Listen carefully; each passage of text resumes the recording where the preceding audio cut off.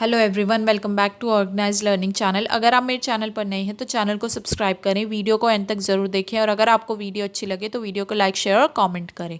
तो directorate of education GNCT of Delhi की तरफ से इंग्लिश सब्जेक्ट के लिए वर्कशीट है AWS 8 असेसमेंट वर्कशीट है 8 नंबर और ये डेट 18 अक्टूबर 2021 के लिए क्लास 10 की ये वर्कशीट है और यहाँ सभी स्टूडेंट अपना नाम लिखेंगे और यहाँ अपने क्लास टीचर का नाम लिखेंगे।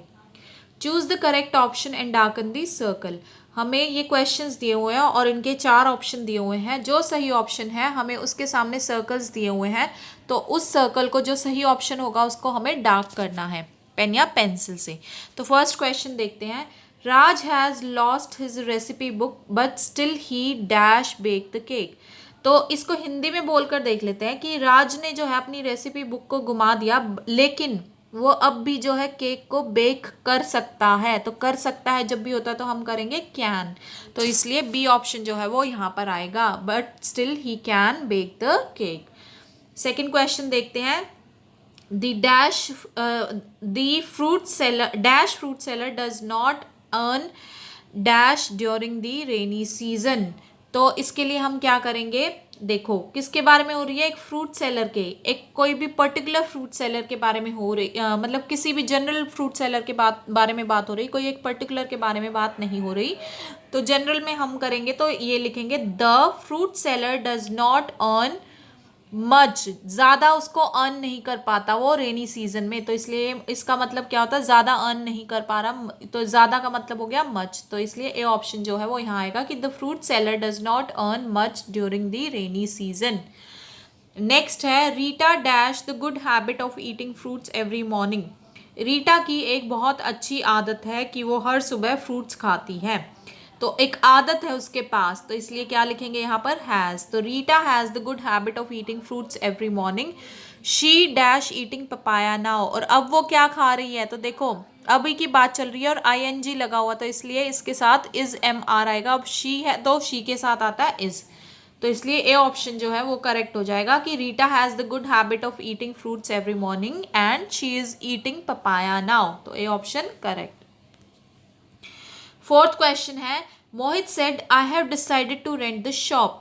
ये हमें इस तरीके से दिया हुआ है और इसको हमें कन्वर्ट करना है इनडायरेक्ट स्पीच में। ये हमें डायरेक्ट बताया हुआ है, अब हमें इसको इनडायरेक्ट की, अगर आप बताओगे किसी को, जो मोहित ने आप बोला है, अगर आप आप किसी तीसरे बंदे को ये बात बताते हो इनडायरेक्ट वे में, तो वो उस बात को आप कैसे बता सकते हैं।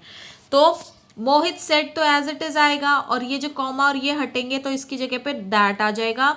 और अब आप मोहित के बिहाफ पे बता रहे हो, तो मोहित ने कहा कि मोहित सेड दैट ही, और हैव है तो हैव जो है वो क्या हो जाएगा, पास्ट में चेंज हो जाएगा। तो हैव की पास्ट फॉर्म क्या होती है, हैड।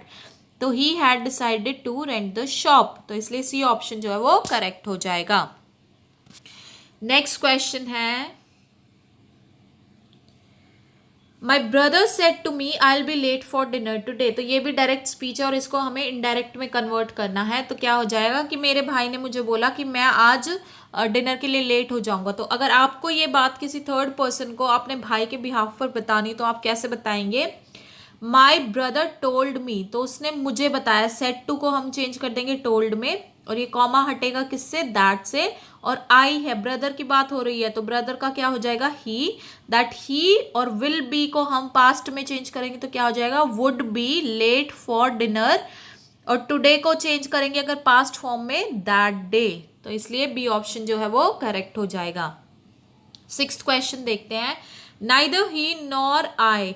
तो देखो आई के साथ हम हैज़ तो लगा नहीं सकते, अब एम हम लगाते हैं तो ING होता है हमारे पास वर्ब की फर्स्ट फॉर्म के साथ, वो भी नहीं है यहाँ पे। और अभी बात चल रही है प्रेजेंट की, तो इसलिए इसके साथ क्या आ जाएगा, neither he nor I have any objection to your plan, की ना तो मुझे और ना ही उसको जो है तुम्हारे प्लान पे कोई भी ऑब्जेक्शन है। तो इसलिए ए ऑप्शन करेक्ट हो जाएगा। अब आगे देखते हैं। You are Sumit a resident of Paharganj Delhi. आप सुमित हो, पहाड़गंज दिल्ली में रहते हो। You have to write a complain letter to the municipal corporation of your area regarding the shortage of water in your area. तो अब आपको एक कंप्लेन लेटर लिखना है, किसको, म्यूनिसिपल कॉर्पोरेशन जो आपके एरिया की है, और किस बारे में लिखना है कि आपके एरिया में जो पानी की कमी है उसके बारे में आपको लिखना है। तो अब इस पे बेस्ड हम क्वेश्चंस देखते हैं। पहला क्वेश्चन क्या है, select the option with relevant aspects that Sumit should select for this letter. तो ये हमें 5 ऑप्शन दिए गए हैं, तो हमें ये बताना है कि सुमित अपने लेटर में इनमें से क्या क्या चीज़ें इंक्लूड करेगा।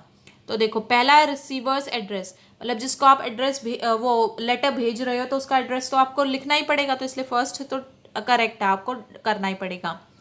सेकेंड है attached proof of the complaint to be registered. ये ज़रूरी नहीं होता, अगर आपके पास प्रूफ है तो वेल एंड गुड, अगर नहीं भी है तो काम चल जाता है। आपको प्रूफ जो है मैंडेटरी नहीं होता, ज़रूरी नहीं होता उसके साथ लगाना। तीसरा सुमित्स एड्रेस। अब सुमित को अपना एड्रेस भी लिखना पड़ेगा, क्योंकि अगर उसकी कंप्लेंट अगर वो दे रहा है तो उसकी जो कंप्लेंट को सॉल्व करने के लिए उसके घर पर या उसके एरिया का जो भी होगा तो वहीं तो आएंगे कोई भी अगर सॉल्व करेंगे, तो इसलिए उसका एड्रेस भी ज़रूरी होगा। फोर्थ है फॉर्मल टोन। अब देखो, हम इस तरीके के जो लेटर लिखते हैं जहाँ पर हमें कोई कंप्लेन लेटर किसी ऑफिशियल का या किसी अथॉरिटी को लिखते हैं, तो वो हम इनफॉर्मल लेटर नहीं लिख सकते, हमें फॉर्मल लिखना पड़ता है। ठीक है, तो इसलिए फॉर्मल टोन भी जो है वो ज़रूरी हो जाती है। और expected date of the letter's receipt. अब लेटर को रिसीव करने की एक्सपेक्टेड डेट, ये तो अब आप कह ही नहीं सकते, ये तो डिपेंड करता है जो भी कुरियर के थ्रू या जो भी पोस्ट ऑफिस वगैरह के थ्रू आप भिजवा रहे हैं, तो वो आप ये मैंडेटरी नहीं होती, ये चीज़ ज़रूरी नहीं होती। तो इसलिए ऑप्शन कौन सा ठीक हो गया, फर्स्ट, थर्ड एंड फोर्थ, कि इस लेटर में उसको रिसीवर का एड्रेस लिखना पड़ेगा, अब सुमित को अपना एड्रेस लिखना पड़ेगा और फॉर्मल टोन मेंटेन करके रखनी पड़ेगी अपनी लेटर में।